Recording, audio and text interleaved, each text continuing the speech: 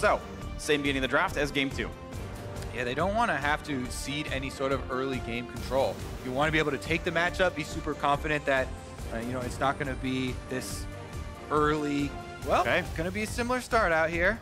Rush once again, back to the Jarvan. Yes. See if the answer is the same from TSM. Now, the analyst has talked about this, and they had differing opinions. Crumbs is saying Jarvan is just not viable against TSM. They're playing too safely in the early game. You're not going to get what you need. And Hai and Co were saying that, well, as long as you don't pick 3 losing lanes, you can make it work and find those plays afterwards. So we'll see if the draft looks different for the rest of the Echo Fox lineup. Also, to me, Jarvan does scale more than something like a Rek'Sai. Jarvan brings attack speed, AoE buff to the entire team. Very effective early on. Can build tanky initiation for the team. So there are a lot of options. One of the big things about the popularity of this champion is its versatility. Speaking of versatility, Echo Fox back on the Aatrox train, the top laner that won the previous game, and Solo had a very, I would say, good game on Aatrox over there in that one. So a bit more comfort and can be a strong laner, of course, advantageous in a lot of matchups. Good into Vladimir heads up because the chain now works through Sanguine Pool. You can get the damage output there. 3 Hakuho Braum games in a row, 3 Galio games for Smoothie in a row. All right, TSM not changing much up either. Lissandra back on the table for Bjork. Ah, there it is. They get the Kennebec for the bans come through. That's what Echo Fox, well, didn't have to face over in game 1, but TSM realized the Jax didn't work, so now Hecarim is the pick of the day. And let's do a recap why Hecarim, even before the changes recently, was a good matchup into Aatrox with the extra speed. You can take Ignite, you can go for the all-ins. Now, you also get more damage by stacking up your Qs in lane. As a solo laner, he gets a lot more levels early on, so you can be much more of a bruiser. You don't have to be a mobility boots, lethality, one-shot rocket like you do from the jungle. And we are expecting this to be top lane, but I mentioned jungle because it can still be flexed. It can be. It's just less popular to be a jungler, but certainly a possibility. All eyes point to top lane, but if there's something crazy coming out, and there's suddenly this even crazier matchup and a comp synergy that makes sense, then maybe we see it. Hecarim Galio, certainly a great delivery system as well. So TSM, well-rounded. They should have a good advantage top lane. They should have a good team fight presence as well. We saw Bjergsen really explode on Lissandra, able to follow Acadian around. I'm curious if Echo Fox actually bans some champions away. Will Rek'Sai get dropped off the table? Will they actually keep Acadian from having the kind of game he did in the previous? Looks like they are also looking towards the bottom lane, like everybody else. That Kalista last time around, so much different for TSM. Completely different look. Wow. Where they were very aggressive, and they actually ban out the Nocturne. They don't. Okay, so that can oftentimes be, you know, looking at possible split push, but even just snowballing lanes ahead with Hecarim. Hecarim plus Nocturne, Lissandra, Galio dive is like the most insane dive comp. So any sort of marksman is like, yes, please ban some of these pieces. And Sven even fits alongside it. This is actually one of the 2 perfect picks. I would say Ezreal being the other one of I can press R and also hit your backline. So good luck being anything.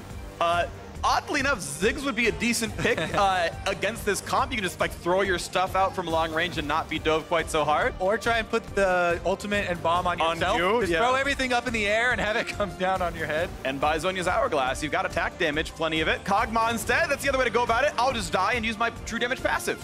And also, last time we saw Apollo do this, I believe he was one of the guys using the Hell of Blades early on, Kog'Maw, for laning. Pop W, get your harassment out.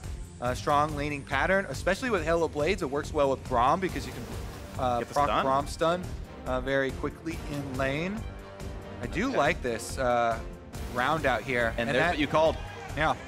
Mentioned it earlier as we're loading into the game, but the Swain is another very common answer into Lissandra. Super effective because it's so much more tanky. Has a lot of these other options of setting up junglers. Sustaining through the engages, waiting out the aftershock. One of the other ones, of course, there are a lot of things that people have been trying to play into Lissandra because he's so popular and so versatile now, but you could also do the long-range damage Vel'Koz route. Phoenix, to me, is much more of a Swain player. He has had extremely good Swain games, and a lot of that comes from the timing on activating his passives. And his choices there with moving people around have been very good and earning them some victories in spring. And I do like Echo Fox's lineup as a response to a very sort of obviously dive-heavy composition. Swain can tank it through. We expect the stopwatch to come through at Kog'Maw at some point. And yeah, the Aatrox can revive, etc. There's a lot of sort of reviving or self-healing juggernauts that can withstand this and counter-engage. TSM forward motion, but it's still that same Rek'Sai, Lissandra, and Galio that wreaked havoc over in Game 2. That has not been disrupted, and arguably the top lane matchup even better for them with Hecarim into Aatrox, so TSM could still have a slaughter of an early game. The coaches shake hands. We'll see what this one looks like here. Either way, one team is heading to match point. The tied series in a best of 5. And it's now how well do you play? Rush had a great game 1 for most of it, and a very weak game 2. Phoenix did so much heavy lifting in game 1, was almost invisible in the second. It's how you play in the game. I don't like how you're promoting better jungler wins meme. Better jungler wins. You've heard it here first. Acadian versus Rush. Certainly important. TSM and Echo Fox. We'll see what's going to happen in this one. TSM poised to make semifinals. You expected it based on the regular season. The higher seed in this matchup, but it's been a close fight. On we go to Summoner's Rift, 1-on-1. All right, pivotal game 3. Who's going to turn the tides in this series? Oftentimes in best of 5s, we see so much momentum go with the third game pickup here and pulling ahead 2-1.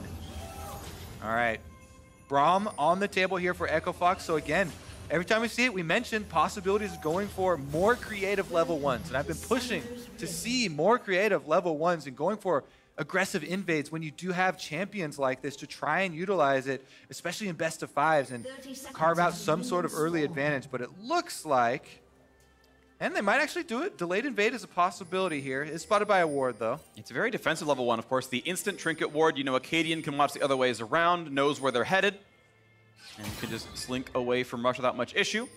Doesn't see a trinket ward go down. Phoenix did place one. I believe that was actually in that single brush over by the Raptors. Indeed, it's there. High value Ghost Poro there, right behind the red buff. Meanwhile, bottom side, Smoothie tried to sneak in there for a little counter invade to see if he could sneak some vision a little bit deeper. Not going to be the case. You mentioned Halo Blade's Kog'Maw. That is indeed the pickup there, so the early aggressive laning can be strong. Yeah, I really actually have enjoyed it quite a lot. People have the idea in the back of their heads of the Kog'Maw of old where you have to scale up for super late game and you have to have a Lulu and become this juggernaut. But Kog'Maw's good all around. It's actually just such a very effective champion early on in the lane phase, especially with this rune taken. So we'll see how much difference this bottom lane makes. Last time around, yeah, the Galio was the same, but Kalista is such a big part of, you know, both enabling that and going aggressive. Yeah, I expect the Echo Fox 2-on-2 to be favored here. I expect them to do better.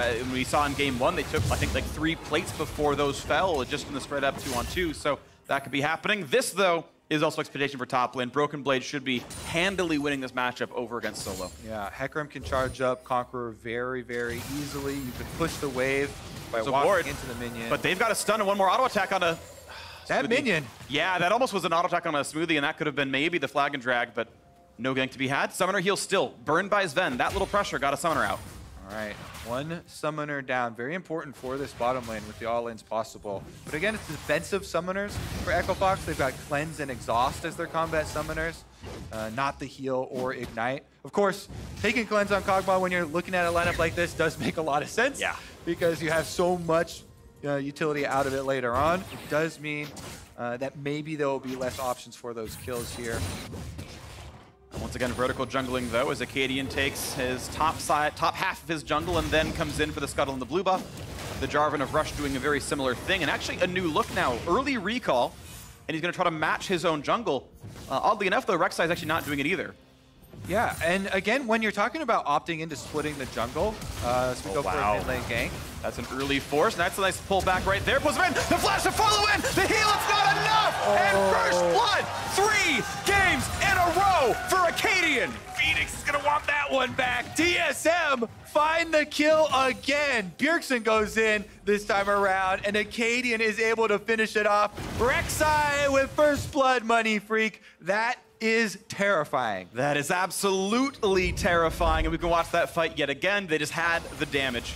Yeah, all right, so Phoenix flashes away, but wants to get a punishment off for them trying to gank him. So he walks back up to deal some damage in the trade, while Acadian is still here. If you're gonna disrespect Acadian like that, he's gonna make you pay for it. Flashes in, they get the kill. He's rolling with an extra longsword on top of the blue smite already. and he's set up once again to rule the jungle. He really is. This is such a solid start for him. Blue Smite is there, longsword in, more stats than Rush. This is going to look really solid. Yeah, I actually see that mistake a lot from mid laners that get angry when they're ganked, trying to get out a little bit of damage after the tail end of it does pay off, but just stepping up like that exposes himself to the second flash. Top side. Nice play with Broken Blade, yeah. Jukes out the third Q, and look at that damage output he's got. And meanwhile, in mid lane, Phoenix gone again. Well, this one is gonna snowball. Another kill for Acadian here. And Rek'Sai should be able to continue the invade. Rush knows he's got no mid laner in addition to the extra kills here on Rek'Sai. Smites away the big chicken and is able to clean up most of the small ones as well. This is getting out of hand rapidly. It's getting faster and faster in TSM's favor. Rush barely able to clear some minions out, and that's it. I would want to take a look at the replay, but with the teleport timing here, I'm assuming Phoenix teleported to a minion out in the wave, maybe? He had some time. Okay, so he was just walking around. Yeah. And Acadian just camped. Really good job there by Acadian, immediately returning to the scene of the crime. Punishes the flashless mid laner here. No extra vision for Phoenix. No extra pressure, opened up around there from Rush. Yeah, there definitely feels good to get those. We definitely take those. But a stat I was going to bring up for Phoenix was that he was one of the least warding mid laners in all of the LCS for all of spring. Yes, he has been great in lane. Yes, he has been such a force for Echo Fox, winning a lot of their games, especially like Zoe play. He plays very aggressively though, and has fairly low warding numbers, which can come back to bite you, especially when you've just flown both of your summoners. Acadian's camp so far paying off pretty well. And we look at the other lanes, though. Small advantage to the Echo Fox duo, somewhat expected based on matchup, and that early heal forced out, forcing defensive play. Top lane, Solo was holding on, though Steel feels pretty good. Keep in mind, Solo is now flashless from an earlier play out of Broken Blade, but Ignite is up, so that's summoner advantage. That can turn around. Rush getting some nice time. Go for this Infernal Drake. Now, Rek'Sai's on that side of the map. Based on what Acadian thinks about, he can potentially stop him. Big. Rush is going to get found out. There's a controller behind that red buff as well, so even him entering the river. Yeah, but they're trying now for Acadian. Hakuo lands. What he can press, they find the Q, looking for a little bit more. Does not have flash. This could be the damage, and a trade kill comes in, crucially to the Kog'Maw. Nice shot there by Phoenix, pulls Acadian back in, and now they will be able to get the Drake here. Infernal Drake picked up. Bottom lane pushing for them, Apollo and Hakuo, so stable for this team. Yet again, finding some pressure here. Really like that Kog'Maw pick in the second half. Pays off. Forces the ult, can't find the knockup. Plenty of damage on towards Solo. Broken Blade able to just trade that back and forth. Solo wants to revive, but he's not going to get to, so keep in mind, Broken Blade has ult Ignite. There it is. Doesn't even need to press it, but does gets the kill. Solo 1v1. Yeah, I mean, especially Conquer On, you got to see that one coming. He just goes for it right under the turret. Immediately takes down Solo, is rewarded for his kill. Goes for the engage on the mid lane as well. He'll live. All right, Acadian knows that he's gone too far. He walked back right there to try and dodge out a Braum Q, but Hakuo still able to hold on, still lands it, and the collapse from Echo Fox, able to take over control of this river. That is pretty big for them. Oh, Broken Blade stayed so long, and Rush gets back on the map. He's going tank once again, gets a solo kill. Doesn't even get a play. I don't know what Broken Blade quite stayed for. Yeah, this series really been back and forth, and game 3 going to be no different. Echo Fox still fighting here. Yes, they are still down 1,000 gold even after this kill, but they've got a ward on it the whole time, so he knows he can flash for it. Gets in there with the knockup, with the slow, has ultimate to dunk. And Rush finds some gold for himself, with this very important after they just killed Acadian to put a stop to this Rek'Sai snowballing. Rush is now a level ahead with that solo kill experience.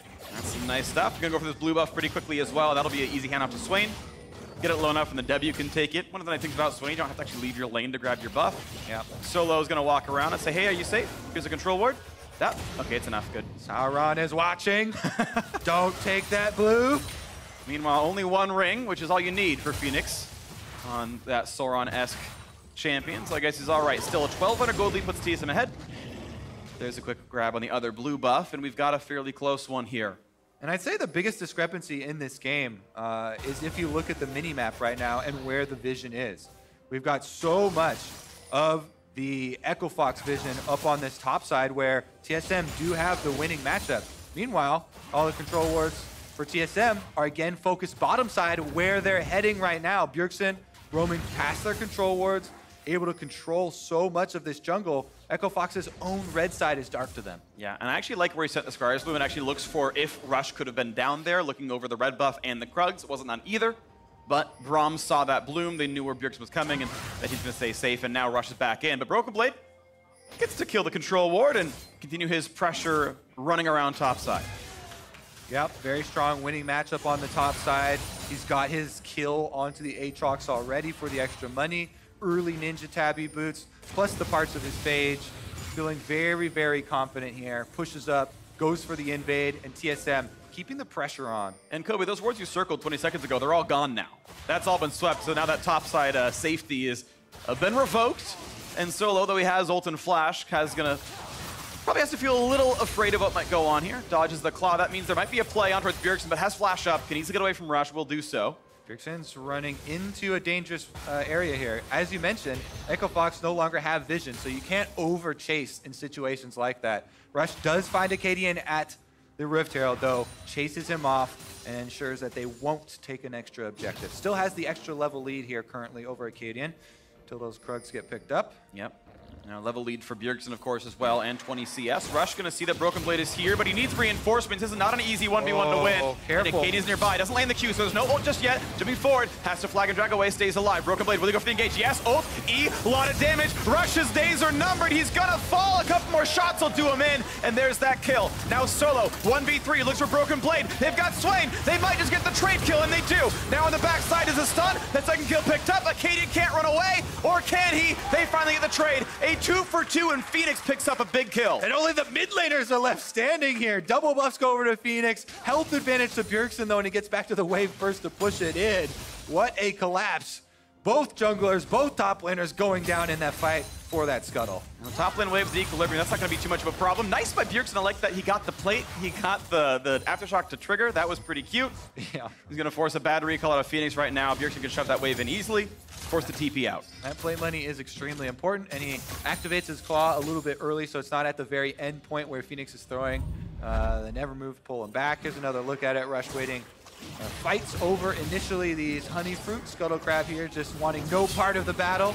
Acadian comes in to even up the 2v2, and Solo does not get the first Q. Immediately pops his ultimate and tries to turn around this fight, but being stuck outside the Jarvan Cataclysm, he couldn't add any more damage. So that means Phoenix will take it into his own hands, flashes forward over the wall. Swain doesn't have to be scared there with the ultimate on, and Bjergsen actually left Acadian quite early, doesn't stick around.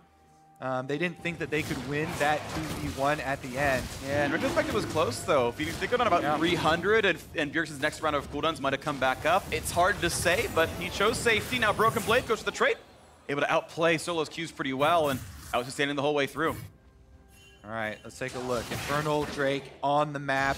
Junglers circling through the river, trying to get vision once again. And it's going to be about how quickly can the lanes collapse. Bjergsen is first to push in mid. He roams down. They ping down Broken Blade on the Hecarim, even walking through the river. I think TSM have this one. Looking around, yeah, it's just all darkness right here. Both bot laners sitting on 2,000 gold in inventory. They haven't bought in a while. Either way, it's getting rushed down. Broken Blade builds the space. Infernal grab, no problem. Looking now at the re-engage towards Phoenix. Gets the fear, gets everything, and he's never allowed to press a button. The re-engage not going to matter. Echo Fox only forced to run away. Some quick wave clear, but watch out. They can still come around. Next claw is up soon. Ult to follow through. Nice stopwatch, but Rush is now surrounded. There is not a way out. Broken Blade grabs his third kill of the game. That is just slow to the party there. They just wait around the Infernal Drake while TSM are on it, and then go to peek their heads out. The objective is already lost, and they lose 2 more kills on it. That's going to mean mid tower's taking a lot of damage. Rift Herald's taking a lot of damage. Solo's taking a lot of damage. Yes, he is. He's down to half. Has the ult, but just getting worn down is enough. Broken Blade, if you can ever force the ult, you just simply wait 10 seconds and then kill him afterwards. That's a quick Herald picked up. Acadian will grab that one without much issue. Honestly, he could charge that on mid lane, get those last 2 plates, open up the map, get a large chunk of money.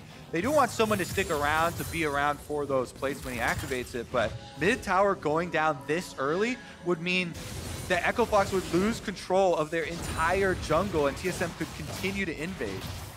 Just gonna hope to scale.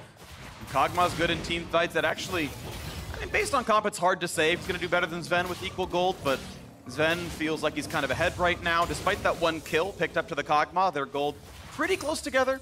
Overall, looks a couple plates went through and it finally broke back towards Apollo here, but first power spikes are in, Rage Blade halfway through, and some pressure maybe towards bottom side. That ward not yet killed, afraid of Haku and Apollo. Yeah, this bottom river control has been objective #1 ever since game #1 for TSM, and has definitely turned the tides. Zven's got max rank Q, and he's got the evolve in it with the new school Stormrazor into pickaxe build. No plates at all for Echo Fox. The lanes are getting worse and worse for them actually over time. Yeah, the attack speed on Stormrazor also setting you up to try and follow that quickly as you can with another Boots and a Zeal upgrade, yeah.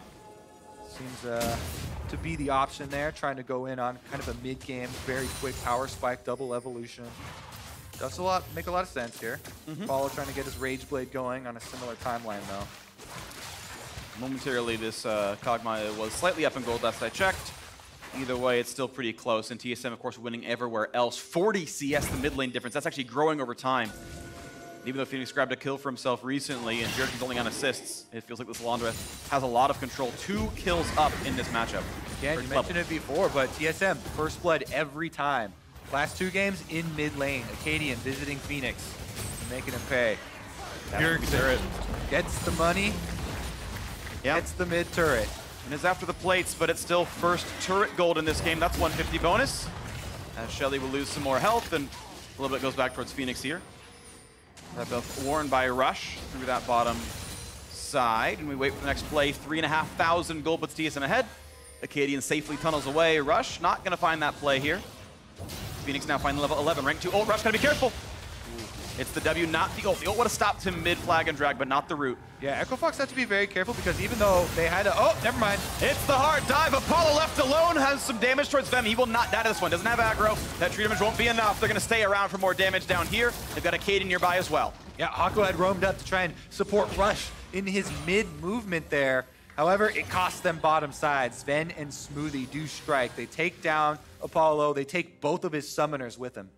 TSM just not giving up anything in this game. Look at that lead, a clean 4,000. 1-0 on turrets, and we'll make that 2-1 pretty soon. No one's going to defend this one. They're backing off. They're afraid of Bjergsen, and rightly so. He's been a part of so much in this game. And TSM getting farther and farther ahead now in this one. Game 3 looking likely.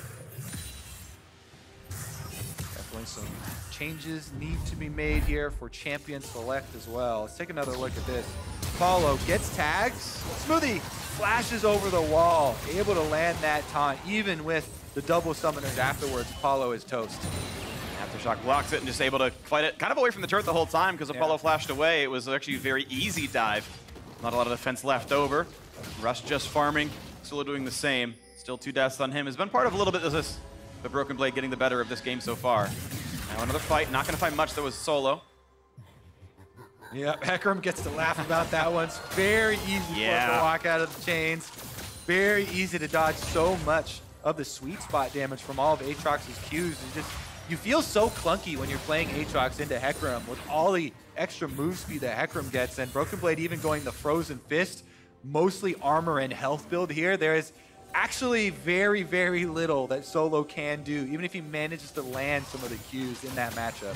Plenty sustain, Corrupting Potion in case you need it. Here comes the Ocean, now picked up at 18 minutes and change. TSM gonna get that one without anyone even looking their way. Then it'll help, do like 80 damage. Thanks, bud. There's the smite, there's the pickup. TSM keeping that full court press going as Phoenix has to farm his Krugs. There's nothing else safe on the map. All right, speaking of the rest of the map here and not being safe, the mid tower was taken, so even that little journey that Haku, Apollo, and Rush just took up into the river, and to be very careful, sticking S3, placing down their control ward and their Ghost Boro, just fighting to carve out a little bit of vision here in the map to defend around this missing turret.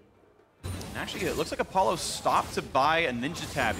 800 gold spent on 20 armor when I feel like most of the physical damage dealt is not really even auto attack based. And That's going to delay that power spike that I think he needs for a mid-game team fight. Baron's up in a minute. He will not have Rage Blade money by then. That might be really crucial. He needs another 1,000 gold above what he has right now. Meanwhile, Sven getting pretty close to that next one. Yeah, I do think that TSM are the ones that want to push this game forward fairly quickly here. Does Sven have the upgrade, by the way? Yeah. Q and E upgraded. Boots plus a couple of daggers is enough with that. Yeah, that's the whole Stormrazor. Like, it's so early when he gets both of them. Now you have a lot more survivability in team fights due to the utility there, going invisible. We'll see if they actually bring it to front, though. Level 11 has also come in, and they definitely have control. They just need to push up, probably take the last top turret first before they really start to overextend. Galio Ultimate is available, though. We've got plenty of targets for that one with the dive. Apollo is flashless, could be a target. The rest of the squad, Echo Fox can get away. But when Broken Blade regroups, that'll be the call. That's when they go for it. Look at him slow and smoothie. Decent damage here. Needs 2 more auto attacks. 1 more, not going to find him. Out he goes. Now this turret taking fire, and look at this Broken Blade. No one's stopping him. 3rd outer turret going to fall. TSM farther ahead now. 5,000 gold up. Baron is alive, and they've got a couple of deep wards. TSM have most of this vision control, but not all of it. It's not dark yet for Echo Fox. They've got a couple of wards scattered about. It won't be just yet, but in the next few minutes, you might see that one come through. Yeah, I think the only thing here for Echo Fox is just trying to funnel as much money onto Apollo as possible to get that Rage Blade completed. If they have that for the team fight, then they have some hope. Yeah, he still needs the rest of the combined cost. About 500 gold shy. And that'll be an important spike. Rage Blade, though, done for Sven. Of course, first to that spike. And that could be pretty meaningful if they can find that battle. Broken Blade grabs the blue buff himself. Now keep in mind, he gets nothing except for mana out of that. He's already max CDR, but grabs it all the same. All right, bottom side, he's going to push up as well. Pretty easily here for TSM to just default into the 1-3-1. Broken Blade and Bjergsen both have their teleports ready. Their mid lane is actually very defensive here. Kai'Sa, as we keep mentioning, has the EE upgrade, can get out of most of the engagements there from Echo Fox. So it's all about picking your moment here for Echo Fox. Rage Blade's done for Apollo. I think that's the moment. Zhonya's done for Phoenix here as well. Rank 2 ults across the board, aside from Hakuho, which is just a little bit less relevant. So if there's a time, it's going to be Echo Fox contesting the Drake or contesting the Baron. It's up to when TSM wants to be aggressive, because it feels like Fox will not be the ones to pull the trigger. They'll be the ones to react, but maybe they find something. A bit of damage, but that's all. Red buff onto Apollo actually meaningful as well. That bonus range, getting that true damage burn and that slow could be valuable. Sven tagged. Another thing that Echo Fox need to keep in mind is the possibility of the Lissandra flank. Solo's having a hard time dealing with this 1v1. I think at the turret he should be okay in clearing out the minions, but maybe not. Yeah, right underneath. It takes a lot of damage, though, and he's going to actually ult away from this one. Now, Hakuho not going to find a Cadian yet, but that was a bit too aggressive for Broken Blade. Pulled turret aggro because of the Corrupting Potion. Yeah, good defense there from Echo Fox. They rotate down from the mid lane to defend against the possible dive here.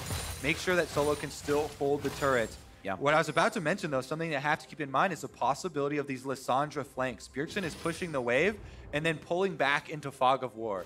You want to remain off the enemy minimap as long as possible. As a champion like Lissandra, you just impose this fear on the enemy team. Any space they don't have ward could be a possible engagement from a Lissandra, and that would be devastating. Absolutely could be. You got to keep those sides. You got to look around for when Bjergsen comes around. You know he's fearsome. He's gotten some really good flanks in before. I think a lull state, though, still does help Echo Fox. I really like their scaling. Swain can become unkillable. I think he can withstand a Kai'Sa even in a 6-item state and kill her first.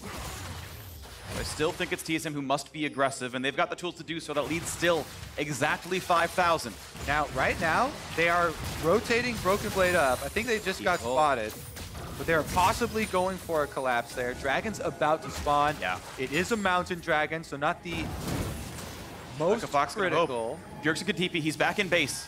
He's got to get a regular ward to TP onto. He's pulling it right now. Coming in through the jungle. Echo Fox have to realize this and get away. They can find the engage. There's the stun. Out goes Apollo. But here comes Hecarim. And goodbye to the butterfly. The re-engage comes across, but do they have the damage? Phoenix must carry it. Does he have it? The dunk in from Rush. Bjergsen's low. They get that first shutdown. 4v4 solo. Cut down though already, and Rush has nowhere to run. They're gonna find all of these kills. Rush and Hakpo, the last one's alive. There's 4 quick kills picked up, and poor Braum is gonna try to run, but he finds a new friend, and he's pushed away. TSM, a 4-for-1 team fight. They can take whatever they want.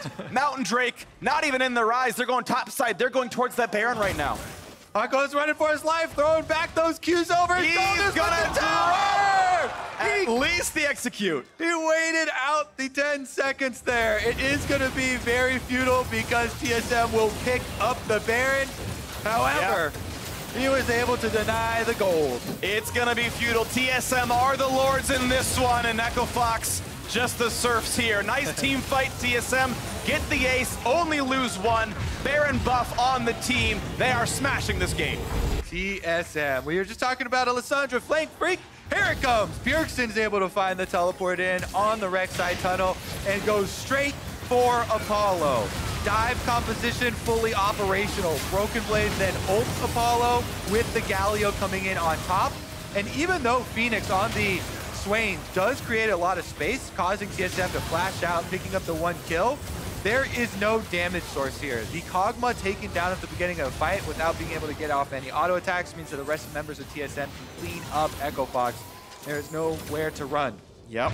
Bjergsen burning flash ult just to get sums out of Apollo. Easy cleanup there on the Broken Blades end, and they worked really, really well. So now Baron buff on, I think the entire squad. It looks like it's orbiting Sven as well. He respawned in time, so easy pickups, and it wasn't Sven who died, it was Bjergsen. I gotta look for him, but either way, it's looking very, very good. TSM, look at that lead, 7,500. I think it was Acadian, so we're all good.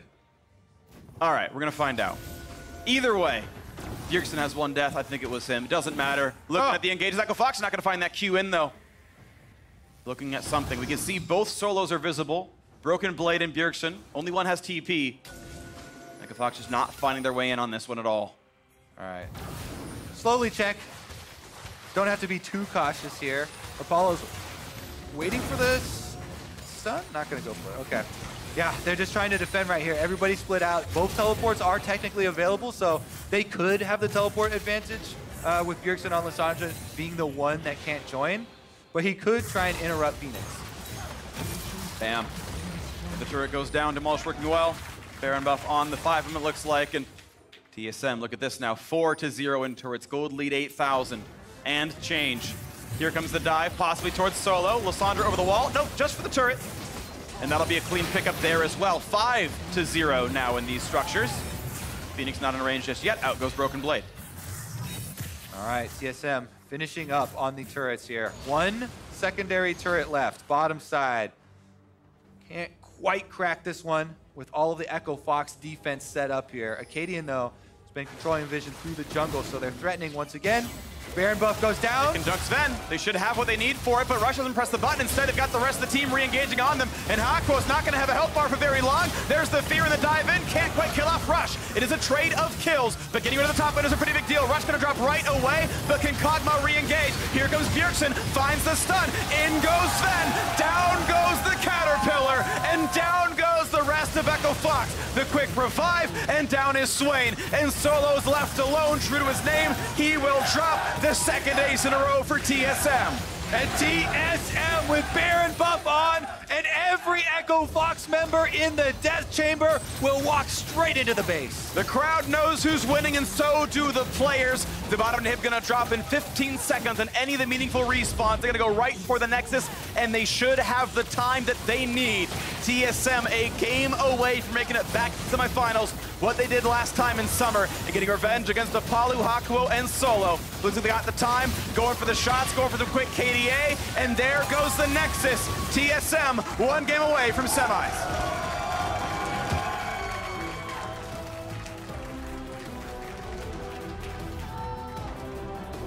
Echo Fox opened it up with a win, but since then it has been all TSM. Yeah. Another Rek'Sai here for Acadian, another Lissandra for Bjergsen, another first blood in mid lane. Yeah, absolute control right here. Bjergsen 2 Lissandra games in a row. Pretty solid KDAs in both of them there. The Rek'Sai is working well for Acadian. Those early games are a solid triple first bloods, a lot of pressure in towards Phoenix, and we saw what Bolter did in this matchup yesterday. Withstood all the ganks, ended up with an insane KDA. I think he was deathless. Instead, Phoenix here, 5 deaths, most on his team. That's a lot of credit to Acadian. But either way, that Swain never came online and never was that second damage source. They were able to dive the Kog'Maw. Of course, Apollo's going to die when Lissandra and Hecarim do that to you. You can't outplay that without a Tom Kench in your team. I think also, else has to do it. Yeah, I think also blind picking the Aatrox is not going to be a good option anymore. Not with Hecarim up. And they're already spending bans. Time around, yeah. And this is of course Echo Fox already spending 3 bans, the same 3 bans every single game against Broken Blade. Aurelia, Ryze, and Akali dropped off. Yeah. Still pops off in the Hecarim, still doing good work. So now to hear more on how TSM brought the series to match point, let's send it over to the State Farm analyst desk. Thank you very much, Freak. Things are ramping up here in the series between TSM and Echo Fox as TSM pushes it to match point, 2-1 at this point. All about the early game, it looks like, for these two squads as the series kind of rolls forward. Acadian getting the better of Rush yet again. Right, he's gotten first blood all 3 games, and historically, he's always been known as the first blood king, and that's something that still shows true to this day. I mean, this is a big problem as well, not just in terms of like great for Acadian, but Phoenix has historically been a player who tries to fight these kind of 2v1. So even after having to flash out, not going in, here having his trinket ward up and not prioritizing vision enough. He's almost consistently the lowest warding mid laner in the league, nearly every split. And there, with Bjergsen freezing the lane on you, you need to get a ward out before you dare to approach that wave. Doesn't do it, gets picked on, and the big counter pick in the mid lane falls apart instantly. It's a bit tilting for your own jungler to be like, oh yes, I've given you the vision. You know where the jungler is. You've just avoided the gank, and yet you still go back in and die. You saw those numbers pop up on your screen there, 58 out of 78 for first blood participation over his career. That's just over 74%. He's 100% in this series today. Very much the first blood king. And as we previewed in this matchup, it seems to be all about the top side of the map. Those junglers and how they can either influence the top lane or the mid lane.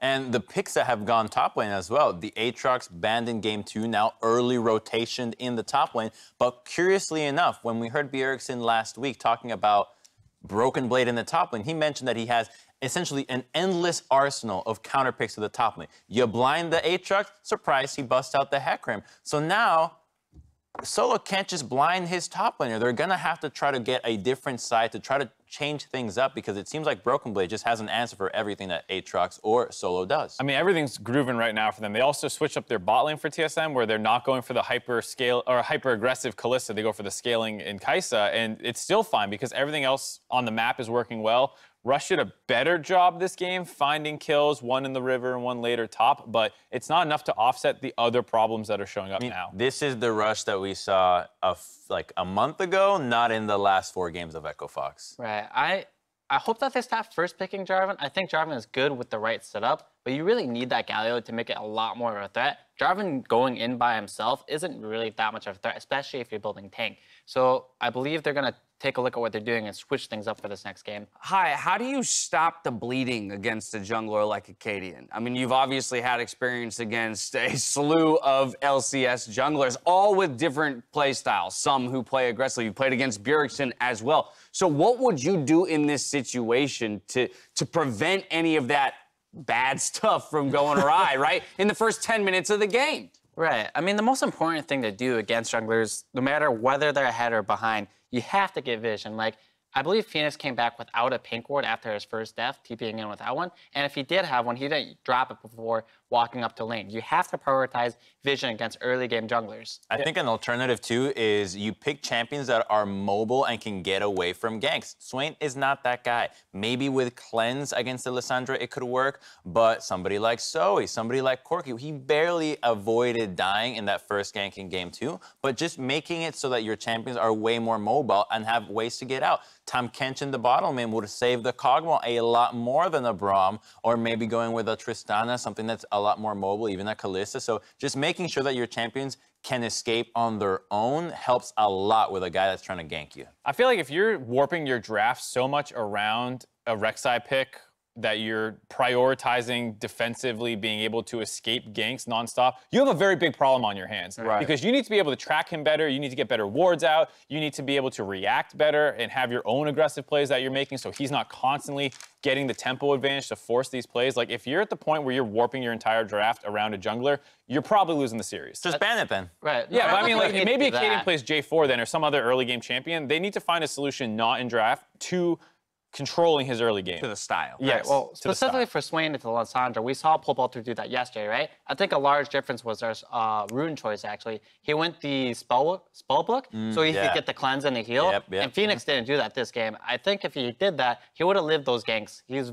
very close to dying on that. Had he had heal or had he cleanse, he definitely would have lived. So I don't think you need to change your champion. Rune choices are a pretty big deal, too. This is, of course, all lane focused. I do want to take a look at one team play that occurred in this game. It's the game-winning moment for TSM. 24 minutes in, 4-for-1 around the Dragon. You have to feel so bad for Apollo. He cleanse flashes behind his entire team. It doesn't matter. Hecarim's here, Kai'Sa flies in, and Even Rek'Sai ults her. But to be fair, look at how this team fight could have gone if the solo lanes hadn't fallen as far behind. Yeah, TSM blows up your Kog'Maw, and they use everything to do it, but if the Swain was even ahead of a Lysandra like he should be, or the Aatrox didn't get counterpicked quite as hard and was able to survive the laning phase a little bit better, you have a team fight that maybe you can kill a couple people back. At the end of the day, but it's that's still not very winning hard. a game. Yeah, Kog'Maw's still not dead winning. at the start of the fight. Kog'Maw's dead at the start of the fight. I think, to Crumbs' point, like, if you can find a better defensive support, maybe, but at that point they had already picked the Braum, so it was too late in the draft, and it feels like everyone wants more priority in the Echo Fox draft. Like, we need to save our support for a better bot lane matchup. We need a better top lane matchup. We need a better mid matchup. And it starts becoming like, well, what do you do? And now, Kench. well, so let's answer the question, what do you do? But in relation Red to side. Game 4, well, guess what? They're not going to red Okay. side. So, I was sorry to bait you for that answer, only to then give you the information that they're not doing it. And so then let's talk about that. Is this a crucial misstep from Echo Fox? You need to put 2 wins back-to-back. This is your last opportunity to choose your side, as even if you win this game, TSM gets to select in Game 5. Is this a misstep by Echo Fox to never go to red side and give themselves that drafting opportunity? You know, when I was thinking about this yesterday, why the team is picking the same side over and over, and it's happening here again, I'm pretty positive it's because throughout the entirety of the week, they've been scrimming on one side only, and they know that they can choose that side over and over. So for all the teams that are in quarters, throughout the week, they're scrimming on one side only. They request blue or they request red, whatever team they are, and that they're just sticking to their practice. I mean, maybe they're doing that. I hope that's not the case, because if you look at what Echo Fox is doing in this draft, you're first picking Jarvan, which is doing nothing for you, and then you're not getting counter picks in lanes and getting destroyed for it. I think it's the kind of thing where I would love to have seen them swap it up, and if they've only prepared blue side strats like the Season 2 CLG excuse from Worlds, like, It's not. you're then going to that's lose. not even You're going to new, lose. dude. Yeah. We saw them first pick Jarvan like All the last 2 yeah. weeks, right? You didn't have to watch Went anything. You're like, 4-0. oh, it's the same strategy all over Yeah, again. but it's not working right now to the point. So you got to find something else to do, and if maybe they can still make adaptations. It's not like blue side, red side is the only thing you can do. That's very high level. I want to distill this down just to something that's a little bit more metabolizable. Wow. If that's a word. It is. Okay, great. It is now, right? Given that they are remaining on blue side, this game, or this series rather, seems to be determined very much by the early action that's happening. What are 1 or 2 key factors for Echo Fox that might catalyze them in the early game to strike back? I would say they can change up their bans. I say at this point, just toss out a ban direct side. Like, why not? It's destroyed you 2 games in a row. No matter how good you think you are, if the champion is beating you, just ban it. Throw away your ego, throw away your pride. Just ban the champion, make him do something different, and try and get that Kindred again if they don't ban it out. Look at what TSM did in Game 2. They lost against Echo Fox. They banned 3 out of the 5 champions that they picked in that game, right? Like, that is just saying, show me something new. They got to do the same. Lysandra Rek'Sai 2 times. Like, come on, you guys got to make TSM show something else. Perfect. Thank you guys very much. Confirm metabolizable is a word. All right, now TSM are a game up. See if Echo Fox can even the score in Game 4. Don't go anywhere.